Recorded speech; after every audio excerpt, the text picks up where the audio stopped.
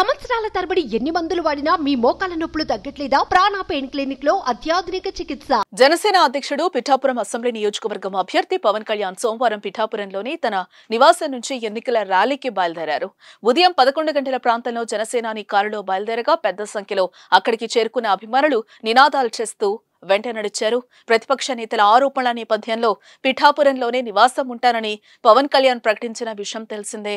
ఇందుకోసం ఆయన ఓ ఇంటిని కూడా కొనుగోలు చేశారు. సోమవారం ఇక్కడి నుంచే ఎన్నికల ర్యాలీకి బయలుదేరి వెళ్లారు. ఎన్నికల ప్రచారంలో భాగంగా టీడీపీ స్థానిక నేత వర్మ ప్రసంగించారు.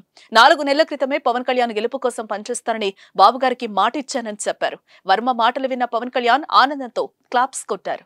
4 నెలల ముందే పవన్ కళ్యాణ్ ని భారీ మెజార్టీతో గెలిపిస్తానని నేను చెప్పాను. అప్పుడు కళ్యాణ్ గారు నాకు పరిచయం లేదు.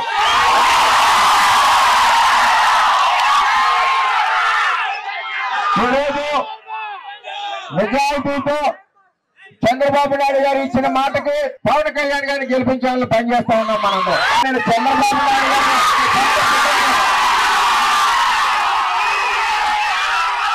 మీరు నన్ను 2014 నుంచి ప్రయత్నిస్తున్నారు. మీ వల్ల ఏది అవ్వదు.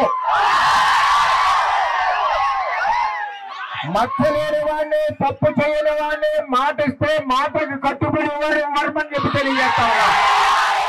సుమన్ టీవీలో మీ పర్సనల్ అండ్ బిజినెస్ ప్రమోషన్స్ కోసం కింది నెంబర్కి కాంటాక్ట్ చేయండి.